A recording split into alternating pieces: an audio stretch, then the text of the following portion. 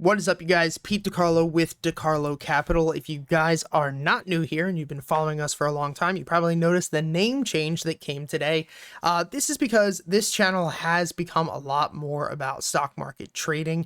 And as my love for trading is still here and grows, nothing is changing with the channel. But I do want to start a separate channel after my name, Peter DiCarlo, like we originally had, but talk a lot more about entrepreneurship and personal development. So that channel will be coming in the future. Until now, this channel is now DiCarlo Capital, and we're going to be kicking off this week with a stock that I don't really ever talk about on this channel because it has been in disarray for basically the past 6 months, and that is Alibaba. Now, the reason I want to talk about this is number one, a lot of you guys are asking me about Alibaba within the comments section. And the other thing too is that Alibaba has a pretty nice trading setup here, specifically too that I called this out not too long ago within our free Discord and within our paid Discord. And so I want to kind of show you what I called out, why I saw this, and ultimately where I think Alibaba is going to be going within the next couple of weeks. So hit the like button, subscribe to this channel, guys. Let me know in the comment section if you believe Alibaba will recover. A lot of people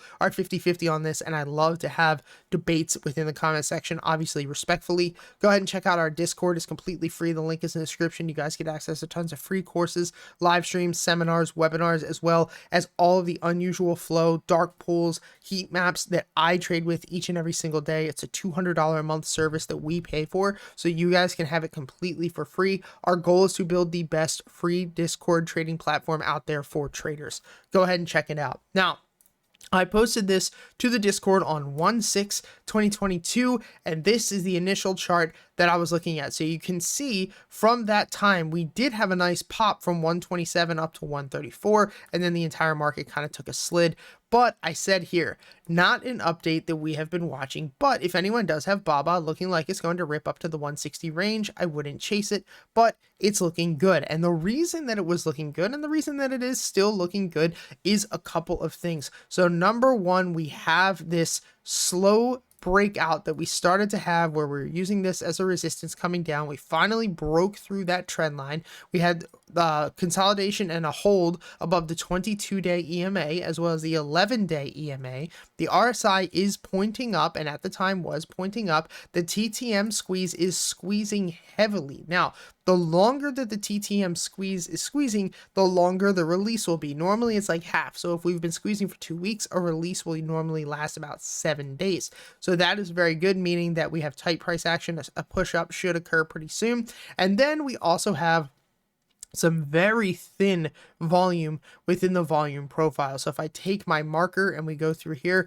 you can see really between 148 and 128, we have very thin volume, which that thin area of volume is very easy for the stock to move through. You can see that where this thick volume was before, basically between 152 and 170, this was a heavy support. But as soon as we snapped, that move from basically 156 down to 128 was very quick. Now, one, because of earnings, but two, because there's no volume within this area. And where do we want to trade? And where do most traders want to trade? Do we want to trade with volume or without volume? With. Of course we want to trade with the volume because we can't move the stock ourselves. So why are we going to trade when there's no volume? So we know that there's not a lot of volume here, so we should be able to see this move back up. And the other thing too is that looking at, we also have a gap as well to fill up to 158. I also believe that Munger added a sizable amount to his position over the past week. And if you also notice here, the next resistance that we have is right where this thick area of volume is and where this was before, that also correlates with a gap fill.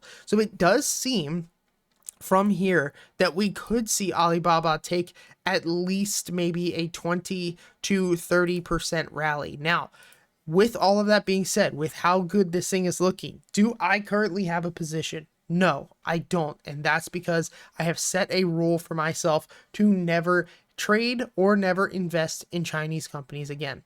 Now, can that hurt me in the future because I might miss out on Alibaba completely recovering? Probably. It will probably hurt me because I do really like Alibaba and I do really think that the company will recover, but I've made the mistake before. I made the mistake with Luckin Coffee way back in the day. I made the mistake with DD, which luckily I was not a part of that major drop. And I also made the mistake with EDU, which that was also another problem. So for me, I'm just not touching these stocks anymore. And even if I miss out on money, it's whatever. But ultimately, if you are in Alibaba, it does look like we could see a move back up to 157 probably within the next couple of weeks. We do have earnings coming up on February 2nd. I'm not sure if that is 100% confirmed.